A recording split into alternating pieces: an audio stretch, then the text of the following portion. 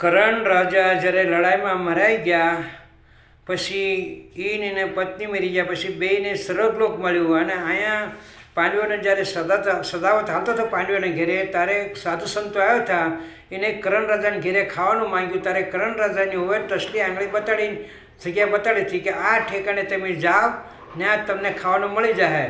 હવે આ બે મરી ગયા પછી ત્યાં એને સોનાના મોટા મોટા મહેલ મળ્યા પણ ખાવાનો અન્નનો દાણોય નહીં. તારે એ ભગવાનની પાસે ગયા. ભગવાનને કે ભગવાન અમારે ખાવું હું તો કે તારી હોવે જે ટસલી આંગળીથી કે સિંધાણ કરી છું પાંડવોને ઘરે સદાવ થતું હતું તારે એને આંગળી મોઢામાં લ્યો એટલે તમારું પેટ ભરાઈ જાય છે.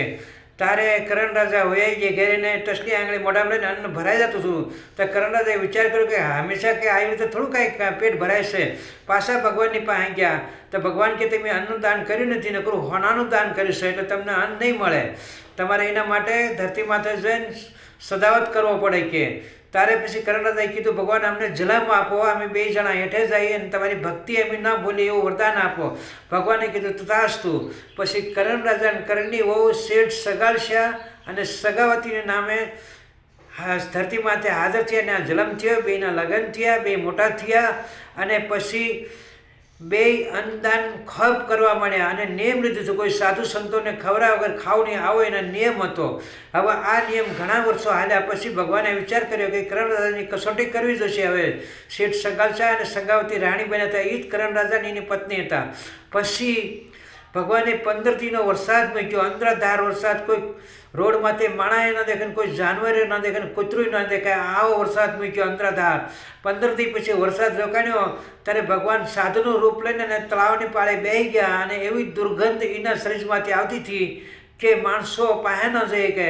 ત્યારે ગામવાળાએ કીધું બોલા 15 દીથી બે જણા ભૂખ્યા છે, નકોડા આપા થાય છે, હાલો આપણે એને જઈને કહીએ આપણે પુણ્યના ભાગીદાર બનીએ. કરણ રાજાના રૂપમાં સંગાવતી અને સગાળશા શેઠ હતા. એને પાસે જઈને કીધું કે તળાવની પાળે કોઈક બ્રાહ્મણ મહારાજ બેઠા છે પણ બહુ બીમાર ને હશે અને વાસ આવે છે. આ ટોપલો લઈને ગયા, એને બિહારીને ઘેરી લાવ્યા, નવરાવી ધોરાવીને અને સ્વસ્થ કરીને અને ખાટલા પર બેહાડ્યા અને 32 જાતનું ભોજન બનાવીને અને મોર મૂક્યું કે હું આ બધું ખાતો નથી, હું તો માંસ ખાઉં છું માંસ. એમ અડધું વેણ બોલ્યા ત્યારે ઓલા બિચારક શું કરે? જો ના પાડે, સાધુને પાછો કાઢે તો પોતાનો નિયમ તૂટે. ઘેરે આવેલા અતિથિને બહાર કઢાય નહીં એટલે જઈને માંસ નાકે લુગડું બાંધીને માંસ લઈ આવ્યા. સાનામાના બકરાનું માંસ લઈને રાંધીને તૈયાર કર્યું અને ખાવા બેર્યા તો કે માણાનું માંસ ખાશો, આનું ખાતો નથી કે પક્ષીનું માંસ. તારે પછી કે હવે શું કરું? તો કે તમારે દીકરીઓ છે ને દીકરાનું કાપીને એનું માંસ ખવડાવો. હવે આ વિચાર કરશે કે દીકરાનું માંસ કેમ ખવડાવવું, પણ જો ના પાડે તો પોતાનો નિયમ જાય અને સત જાય પોતાનું. આવા સત્યવાદી હતા એટલે વિચાર કર્યો દીકરાને લેવા જાઓ અને લાવીને એનું માંસ કાપીને ખવડાવી, બાકી કોનું આપણે ખવડાવીએ. તો એમ કરીને વિચાર કરીને હાલતા થાય છે છોકરાને લેવા. તારે ભગવાન 1 રૂપિયા અહીં બેઠા છે ને 1 રૂપિયા છોકરાને સામે જ મળે કે તારા ઘરે ગોરી બાવો આવ્યો છે અને તારા મા બાપ તને મારીને એને ખવડાવી દેશે બાવાને.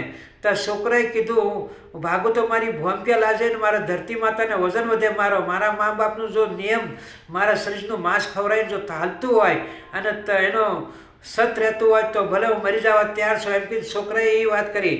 ત્યારે ભગવાન હસતા હસતા અદ્રશ્ય થઈ ગયા નથી અને એના બાપને છોકરો મળ્યો અને ઘેરાઈને બાપાને કીધું બાપા ગભરાશો નહીં કે તમે તમારું નિયમનું પાલન કરો ને તમારું સત્ર એવું કરો, મને મારી નાખો. એમ કે છોકરો ડોક ધરીને ઉભો રહ્યો ત્યારે એની માએ તલવારથી ગળું કાપી લીધું અને શરીરનું માંસ બનાવીને અને સાધુને જમવા બેઠ્યા. તો કે માલ માંસ તો કે ઉપર મૂકી દીધો અને મળ માંસનું ઠેકાણાનું માંસ કરો એવું નથી ખાતો. સિક્કે મસ્તક સળે મસ્તકને કાઢીને એનું માંસ બનાવો. પાછું રાંધ્યું અને પાછું હરડા ગાતા ગાતા રાખમાં પાણી ન જઈએ આવી રીતે સાધુએ અળીબાજી કરી. ત્યારે હરડા ગાતા ગાતા અને એને પાછું ખાંડીને અને માથું ખાંડીને એનું ઓલું બનાવીને અને સાધુને મોર મૂક્યું. જેવી કલ્પના કરી વિચાર કરો કે કેટલી માતાના એને માથે વીતી છે પણ આંખમાં એક આહોય ના આવવા દીધું અને સાધુને બોલાવ્યા ખાવા. ત્યારે સાધુ કે તમારે દીકરા કેટલા છે? તો કે એક જ દીકરો હતો. તો કે હું વાંજાનું ખાતો નથી. તમે તો માલમાં વાંજ્યા થઈ ગયા કે હવે તમારું થોડું ઘરનું થોડું ખવાય. તારે પછી સંગાવતી માતાને ક્રોધ આવ્યો, હાથમાં કટાર લઈને કીધું, હે સાધુ હવે હદ થઈ જશે કે એમ કહીને કટાર મારવા પેટમાં જાય છે કે મારા પેટમાં હજી 5 મહિનાનો ઓધાર છે, વાંજણી નથી, મારો દીકરો થશે બીજો, એમ કહીને પેટમાં સરી મારવા જાય છે. તો ભગવાન ઊભા થઈ ગયા અને હાથ થોભી લીધા અને એને દર્શન દીધા અને વરદાન માંગવાનું કીધું. ભગવાન પ્રગટ થઈને તારે કીધું પહેલું વરદાન તમને અહીં આપો, પ્રભુ આવી કસોટી કોઈ ના કરશો, આગળ કલજુગ આવશે, કોઈ માણસો આવું તમારું કસોટી સહન નહીં કરી શકે અને તમારી ભક્તિ કરતા માણસો બીશે. પહેલું વરદાન આપો, એ વરદાન આપ્યું. અને બીજું વરદાન એ દીધું કે જીવો ત્યાં સુધી તમારી ઈચ્છા હોય ત્યાં સુધી તમે રહ્યો, અને જ્યારે વિચાર કરશો કે હવે અમારે ધરતી મૂકી જાવ છો ત્યારે વિમાન આવીને તમને લઈ જાય અને દીકરીએ હસબન્ડ કરી દીધો. આ સત્ય વાત છે, મનગઢંત આનંદ નથી. જય દ્વારકાધીશ. કૃષ્ણ ભક્તિ આવી છે. ભગવાન પ્રેમના ભૂખ્યા છે, પ્રેમ હોય ના ભગવાન આવીને ઊભા રહેશે.